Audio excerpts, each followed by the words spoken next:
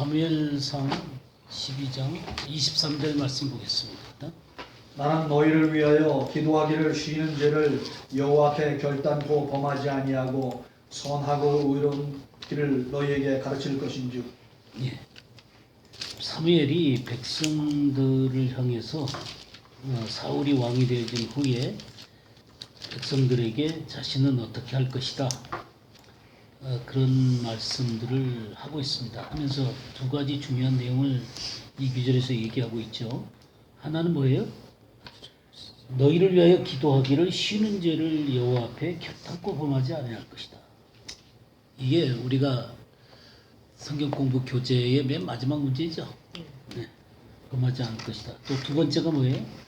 선하고 의로운 길을 너희에게 가르칠 것이다. 그랬어요. 두 가지가 있습니다.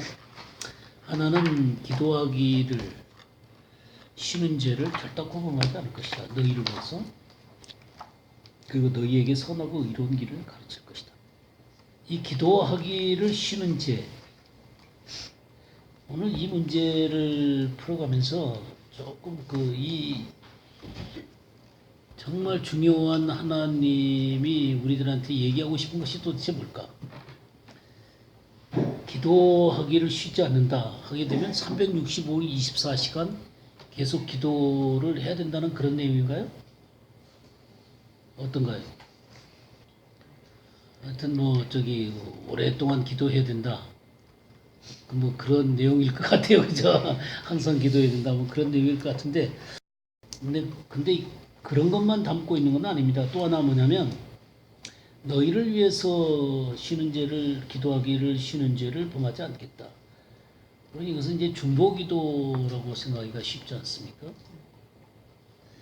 근데 이 중보기도의 개념만은 아니다라는 것이죠. 그래서 오늘 이 문제를 조금 깊이 좀 다뤄보기를 원합니다. 상당히 중요한 개념이니까. 이 개념을 이해하기 위해서 우리 누가복음 18장을 한번 펴보시기 바랍니다. 18장 1절에서 8절까지 한번 읽어주세요. 항상 기도하고 낭망치 말아야 될 것을 저희에게 비유로 하여 가르치되, 어떤 도시에 하나님을 두려워 아니하고 사람을 무시하는 한 재판관이 있는데, 그 도시에 한 과부가 있어 자주 그에게 가서 내 원수에 대한 나의 원한을 풀어주소서 하되, 그가 얼마 동안 듣지 아니하다가 후에 속으로 생각하되, 내가 하나님을 두려워 아니하고 사람을 무시하나 이 과부가 나를 번거롭게 하니 내가 그 원한을 풀어주리라. 그렇지 않으면 늘 와서 나를 괴롭게 하리라 하였느니라. 주께서 또 가라사대, 불의한 재판관의 말한 것을 들으라. 하물며 하나님께서 그 밤낮 부르시는 택하신 자들의 원한을 풀어주지 아니하시겠느냐? 저희에게 오래 참으시겠느냐? 내가 너희에게 이르노니 속히 그 원한을 풀어주시리라. 그러나 인자가 올 때에 세상에서 믿음을 보겠느냐 하시니라. 예. 여기 원한이라는 얘기들이 몇 번이 나오죠. 3절에도 내 원수에 대한 나의 원한, 그런 표현하고, 5절에도 그 원한을 풀어주리라. 또 7절에도 그 밤낮 부르짖는 택하신 자들의 원한, 그 원한을 풀어주시지 아니하겠느냐. 8절에도 그 원한을 풀어주시리라. 이 원한이란 말이 여러 개 나옵니다.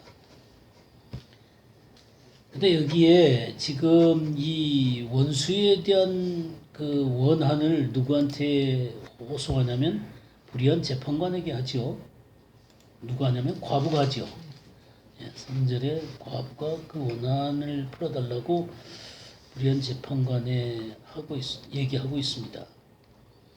그러면서 6절에 주께서 또 이르시되 불의한 재판장이 말하는 것을 들으라, 그렇게 하는 것을 보면서 그 불의한 재판관이 응답하는 그런 모습을 얘기를 하고 있는 것이죠. 그러면서 이것이 이제 어디로 나아가냐면 7절로 나아가게 되는 것이죠. 이 과부가 뭘로 바뀌게 되냐면 그 밤낮 부르짖는 택하신 자들, 그 밤낮 부르짖는 택하신 자들로 바뀝니다. 그러면서 8절에 또 이 밤낮 부르짖는 택하신 자들의 모습이 뭘로 바뀌냐면 인자가 올 때 세상에서 믿음을 보겠느냐. 그러니까 주님 오실 때 믿음을 가진 자인 거죠. 믿음을 가진 자. 그러니까 이 과부나 밤낮 부르짖는 택하신 자들이나 그리고 이 주님 올 때 믿음을 가진 자, 이건 전부 다 같은 개념인 것입니다. 여기에는 이제 단순하게 과부로 나와 있지만 이 누가복음이라든가 이 사복음서의 전체적인 주제는 하나님 나라입니다. 그러니까 이 사복음서를 이해하는데 하나님 나라에 대한 이해가 없으면 이 사복음서는 이해가 되지 않습니다. 그러니까 물론 뭐 무슨 내용인지는 알겠지만 진정으로 하나님이 얘기하고 싶은 그런 내용들을 그 근본적인 하나님의 의도를 읽어낼 수가 없어요. 이 하나님 나라에 대한 분명한 하나님의 그 본질들을 이해해야만 이 사복음서가 이해되어지게 되고 오늘 읽은 이런 말씀들이 이제 분명하게 이해가 되어지게 됩니다. 근데 이 놀라운 그 얘기를 하는데 18장 1절에 뭐라 그랬냐면 예수께서 그들에게 항상 기도하고 낙심하지 말아야 할 것을 위해서 이 얘기를 하는 거예요. 그러니까 항상 기도하고 낙심하지 말아야 된다. 이 낙심이라는 말이 앙카케오예요. 앙카케오. 이 앙카케오라는 말은 N이라는 말하고 그 다음에 카코스라는 말하고 합성어예요. N이라고 하는 것은 뭐뭐 안에, 영어에 인이 있죠. 인. 그러니까 이 안에, 이 N이라는 것이고요. 그 다음에 이 카코스라는 것은 악한, 사악한, 또 무가치한 뭐 그런 의미들을 갖고 있어요. 그러니까 낙심한다는 얘기는 뭐냐면 악한 것 안에 거하는 것입니다. 그러니까 항상 기도하지 않은 상태가 되어지는 것은 뭐냐면 낙심을 하게 되게 되는 것이죠. 낙심한다는 얘기는 악한 것 안에 거하는 거예요. 그러니까 주님은 우리가 낙심하지 않기를 원하고 있는 거예요. 악한 것 안에 거하지 않고 항상 기도 가운데 있기를 원하시는 게 주님의 마음이세요. 그러니까 너희를 위해서 기도하기를 쉬는 죄를 범하지 않겠다 하는 것이나 항상 기도하는 것이나 다 똑같은 개념들이죠. 이 과부라고 하는 것은 여러분 성경에서 구약 성경에 과부와 고아의 아버지다 그러셨잖아요. 과부와 고아의 아버지다라고 하는 것은 하나님께서는 바로 그렇게 상처받고 세상에서 상처받고 원한을 가지고 있는 그런 자들의 편이세요. 이 고아나 과부 같은 개념들은 하나님을 필요로 하는 사람들에 대한 개념입니다. 그래서 이것이 하나님 나라를 받은 사람들로 되게 되는 거예요. 하나님 나라를 받아들이는 사람들이 되게 되는 거예요. 그러니까 고아와 과부를 읽을 때 그냥 세상에서 고아나 과부로 그냥 생각하시면 안 돼요. 이 고아와 과부 뒤에 하나님이 계시고 하나님 나라를 받는 사람으로 여러분들이 생각하시면서 이 말씀들을 이해하셔야 됩니다. 그래야만 이 과부를 통해서 드러내고 싶으신 하나님의 정말 중요한 개념을 이해할 수가 있게 되게 되는 것이죠. 자 보세요. 지금 이 과부 얘기가 나오잖아요. 과부 얘기가 나오는데 9절에서 14절까지의 내용은 무슨 얘기예요? 바리새인과 세리 얘기죠. 그러니까 바리새인과 세리인데 바리새인은 나는 뭐 어떻고 자기의 의의를 얘기하잖아요. 근데 세리는 하나님을 우러러 가슴을 치면서 하나님 앞에 이 죄인입니다. 그랬잖아요. 그죠? 그래서 13절에 세리는 멀리 서서 감히 눈을 들어 하늘을 쳐다보지도 못하고 다만 가슴을 치며 이르되 하나님이여 불쌍히 여기소서 나는 죄인이로소이다. 이렇게 애통하는 자리에 있는 이 세리의 모습을 보게 되죠. 그래서 결론이 어떻게 났어요? 이 세리는 의롭다 하심을 받고 내려가지요. 그러나 바리새인은 의롭다 하심을 받지 못했죠. 그러면서 뭐라 그러냐면 결론으로 무릇 자기를 높이는 자는 낮아지고 자기를 낮추는 자는 높아지리라. 그러니까 바로 이 세리 같은 사람의 표현이 뭐냐면 낮아지는 것입니다. 낮추는 자예요. 그러니까 이 과부나 세리나 똑같은 개념들이에요. 낮아진 사람들. 이것이 이제 누가복음 19장에 가게 되면 19장 1절에서 10절까지 내용에 누가 나가요?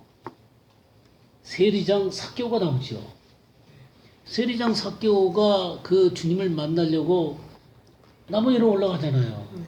나무 위로 올라가서 정말 주님을 갈망하는 이 세리인 이 삭개오에게 삭개오야 내려오라. 내가 오늘 니네 집에 내가 유하겠다. 그러니까 삭개오가 기쁘게 응접하면서 주님 내가 여기 토색한 것이 있으면 네 배나 갚겠습니다. 그러면서 내 재산의 절반을 팔아서 가난한 사람들한테 나눠주겠습니다. 그러니까 9절에 예수께서 이르시되 오늘 구원이 이 집에 이르렀다. 이 사람도 아브라함의 자손이미로다. 그러니까 이런 게 전부 다 같은 흐름들이에요. 그러니까 이렇게 그 세리 얘기가 나오잖아요. 과부 얘기나 세리 얘기나 하나님이 필요한 사람들이에요. 건강한 사람들에게는 의용을 쓸 때 있고 병든 자에게 쓸 때 있다. 내가 의인을 구원하는 것이 아니라 죄인을 구원하러 오셨다라고 말씀하셨잖아요. 여기 이제 택하신 자들, 이 과부가 그래서 어디로 가게 되면 택하신, 밤낮 부르짖는 택하신 자들로 가게 되는 거예요. 그래서 우리가 택하신 자들 여러 번 공부했었지만 우리 마태복음 22장 한번 볼까요? 마태복음 22장 9절에서 14절 한번 보죠. 내거리 길에 가서 사람을 만나는 대로 혼인잔치에 청하여 오라 한데 종들이 길에 나가 악한 자나 선한 자나 만나는 대로 모두 데려오니 혼인잔치에 손님들이 가득한지라. 임금이 손님들을 보러 들어올새 거기서 예복을 입지 않은 한 사람을 보고 이르되 친구여 어찌하여 예복을 입지 않고 여기 들어왔느냐 하니 그가 아무 말도 못하거늘 임금이 사관들에게 말하되 그 손발을 묶고 바깥 어두운 데에 내던지라. 거기서 슬피 울며 이를 갈게 되리라 하니라. 처감을 받은 자는 많되 택함을 입은 자는 적으니라. 예, 그러니까 그 주님에게로 오라고 청한단 말이에요, 사람들을. 또 어떤 사람은 뭐 죄송합니다 그러고 가버리기도 하고 막 그러겠죠. 주님의 강권에다가 이렇게 그 사람들을 이 혼인잔치 석상에 이렇게 데려왔는데 그 예복을 입지 않은 사람이 있다 이거예요. 그 예복을 입지 않은 사람에게 어떻게 너는 예복을 입지 않고 왔냐? 그러면서 그 손발을 묶고 바깥 어두운 데에 내던지라. 거기서 슬피 울며 이를 갈게 되리라. 그러면서 결론으로 무슨 얘기를 해요? 청함을 받은 자는 많되 택함을 입은 자는 적다. 그러니까 예복을 입은 자가 누구냐면 택함을 입은 자예요. 그 이 예복을 입은 자, 정말 주님의 혼인잔치에 들어가기 위해서 예복을 입은 자, 그 예복이 뭐예요? 네, 옳은 행실이죠. 디카요마. 우리 여러 번 공부했잖아요, 그죠? 그 예복, 그 요한계시록 19장 다시 보시죠. 19장 우리 6절에서 8절 한번 볼까요? 또 내가 들으니 허다한 물의 음성과도 같고 많은 물소리와도 같고 큰 노랫소리와도 같은 소리로 이르되 할렐루야 주 우리 하나님 곧 전능하신 이가 통치하시도다. 우리가 즐거워하고 크게 기뻐하며 그에게 영광을 돌리세. 어린 양의 혼인기약이 이르렀고 그의 아내가 자신을 준비하였으므로 그에게 빛나고 깨끗한 세마포 옷을 입도록 허락하셨으니 이 세마포 옷은 성도들의 옳은 행실이로다 하더라. 예, 여기 옳은 행실이라고 그랬잖아요, 그죠? 디카요마, 의. 그래서 이 혼인잔치에 들어가는 것이 바로 이 두루마기를 입는 거예요. 이 예복을 입는 거예요, 예복을. 바로 이 예복이 뭐냐면 옳은 행실이다 그랬어요. 옳은 행실. 요한계시록 22장에도 14절을 한번 볼까요? 자기 두루마기를 빠는 자들은 복이 있으니 이는 그들이 생명나무에 나아가며 문들을 통하여 성에 들어갈 권세를 받으려 함이로다. 예. 그러니까 두루마기를 빠는 자들은 복이 있으니 그랬죠. 이 두루마기가 바로 예복이죠. 예복. 빨다. 그러니까 빤다는 건 뭐예요? 더러워진 것을 빠는 거죠. 예? 더러워지는 것을 빠는 거예요. 그래서 이 예복이 더러워졌으면 빨리 빨아서 깨끗하게 만들어야 되는 거예요.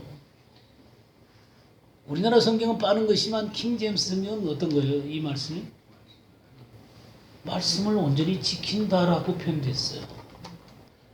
근데 두루마기를 빤다는 개념을 킹제임스역은 하나님의 말씀을 온전히 지킨다는 표현으로 되어 있어요. 그러니까 온전하고 깨끗한 두루마기는 뭐냐면 하나님의 말씀을 온전히 지키는 거예요. 그런 자들이 어디로 들어가요? 생명나무에 나아가며 문들을 통하여 성에 들어갈 권세를 받으려 함이로다. 그러니까 이 하나님이 거하시는 성에 들어갈 권세를 갖게 되는 것이고요. 그리고 생명나무로 나아가는 권세를 갖게 되는 거예요. 근데 우리는요, 이 영접하는 자 곧 그 이름을 믿는 자들에게 하나님의 자녀가 되는 권세를 주셨다고 그랬잖아요. 그 하나님의 자녀가 되는 권세를 주셨죠. 그렇기 때문에 생명나무로 나아갈 수가 있어요. 근데 이것만 그냥 영접이라고 하는 개념을 뭘로 바꿔놨냐면 그냥 예수님을 구주로 그냥 마음 가운데 한번 영접하면 영접으로 얘를 그렇게 돼 있어요. 근데 그 11절에 뭐냐면 자기 땅에 오면 자기 백성이 영접지 아니하였다 그랬단 말이에요. 그러니까 주님 예수 그리스도가 이 땅에 오셨을 때 주님을 받아들이질 않았어요. 영접하지 않았어요. 근데 영접하는 자 곧 그 이름을 받아 믿는 자들에게는 하나님의 자녀가 되는 권세를 주셨단 말이에요. 예수 그리스도를 영접한다는 얘기는 자기가 갖고 있는 율법에 대한 온갖 개념을 전부 다 내려놓는 걸 얘기하는 거예요. 그러니까 바리새인으로서 또 사두개인으로서 그러니까 일반 유대인으로서 가지고 있었던 기본적인 개념을 전부 다 내려놓고 예수 그리스도를 구주와 주님으로 받아들여서 그분의 길을 따르는 것을 영접한다 그러는 거예요. 영접이 그런 영접이 아니라 어떤 영접이 되어버렸어요? 영접 기도 한 번 하면 된 걸로 돼버렸어요. 영접 기도 한 번 하면 돼요? 삶은 하나도 안 변하고. 자 보세요. 선악을 알게 하는 나무 열매와 생명나무가 동산 중앙에 있었죠. 선악을 알게 하는 나무 열매를 먹음으로 말미암아 에덴을 쫓겨나게 되잖아요. 그래서 자기 중심으로 선과 악을 구별하는 존재가 영생할까봐 이 생명나무의 길을 뭘로 막아놨어요? 화염검으로 막아놨죠. 불칼로 막아놨어요. 그러면 생명나무로 가려면 이 불칼을 통과해야 되는 거예요. 불칼이 뭐예요? 자기를 부서뜨리는 거예요. 자기를 태우는 거라고요. 그래서 하나님의 말씀 가운데 온전히 거하면서 들어가는 거예요. 그러니까 내가 예수 그리스도를 영접하는 거 그게 맞아요. 맞는데 이 예수 그리스도를 영접한다는 얘기는 그분을 믿으면 그분의 말씀과 삶을 따라가는 걸 의미하는 거예요. 말씀과 삶을 따라가지도 않으면서 믿는다. 이건 믿는 게 아니에요. 내가 예복을 입는다라고 하는 거는 그리고 이 두루마기를 빤다는 얘기는 주님의 말씀을 온전히 지킨다는 얘기예요. 이해가 되세요? 이게 택한 자들이에요. 우리가 성경을 조금만 더 연구를 하면 거기까지 간단 말이에요. 우리는 값없는 복음, 값없는 복음, 그렇게 얘기를 하면서 값을 지불하지 않고 우리가 예수님을 영접하니까 그 값없이 우리가 의롭다 하심을 얻었는데 뭐가 돼버리면 값싼 복음이 돼버렸어요. 값싼 복음이. 값싼 복음이 돼버렸어요. 그 값없이라고 하는 것은 주님이 자신의 생명을 지불하고 부활하신 그 놀라운 그 희생에 근거하는 거거든요. 그래서 우리가 예수 그리스도를 믿고 구원을 받게 되어지게 되면 우리도 그 길을 가는 거예요. 주님이 십자가의 길을 갔던 것처럼 나도 가는 거예요. 부활의 생명으로 주님이 사셨던 것처럼 내 안에 살아계신 주님이 나를 지배하셔서 부활의 생명으로 나도 사는 거예요. 그게 택하신 자예요. 값싸게 너무나 복음을 값싸게 만드는 거죠. 그래서 다시 누가복음 18장 돌아오시게 되면요. 택하신 자들의 원한 그랬잖아요. 그죠? 근데 그게 인자가 올 때에 세상에서 믿음을 보겠느냐? 그 말이 뭐예요? 이 믿음. 예수 그리스도의 믿음이에요. 예수 그리스도의 믿음. 내 믿음이 아니라 예수 그리스도의 믿음. 나의 근거한 믿음이 아니죠. 주님이 내 속에서 살아계셔서 그 믿음을 이제 걸어가시는 거예요. 그래서 그 갈라디아서 2장 20절에 뭐라 그랬어요? 네, 내가 그리스도와 함께 십자가에 못 박혔나니 그런 얘기 전에 내가 사는 것이 아니오 오직 내 안에 그리스도께서 사신 것이다. 이제 내가 육체 가운데 사는 것은 나를 사랑하사 나를 위하여 자기 몸을 버리신 그분을 믿음으로 산다고 그렇게 돼 있죠. 우리나라 성경에는. 근데 킹제임스가 뭐라 그랬어요? 아들의 믿음으로. 죽었다가 사신 아들의 믿음으로 산다 그렇게 돼 있어요. 그러니까 우리가 진정으로 믿음의 이 삶을 사는 것은 우리에게 근거한 게 아니에요. 예수 그리스도가 나를 지배하시는 믿음을 얘기하는 거예요. 그렇게 살아가는 사람들이 적다는 것이죠. 이 과부의 원한, 밤낮 부르짖는 택하신 자들의 원한. 이들이 바로 믿음을 가진 사람들이에요. 예, 예수 그리스도의 믿음을 가진 사람들. 예수님이 진정으로 나를 지배하고 다스리는 사람이 되는 거라고요. 그분의 믿음이 나를 이끌어 가시는 거예요. 우리의 믿음이라고 하는 것은요, 얼마나 변덕스러운 믿음인지 몰라요. 그 믿음 갖고 승리하기가 어려워요. 주님이 나를 지배하시고 다스리는 믿음으로 이끌어 가셔요. 근데 이 믿음으로 살아가는 사람들이 적단 말이에요.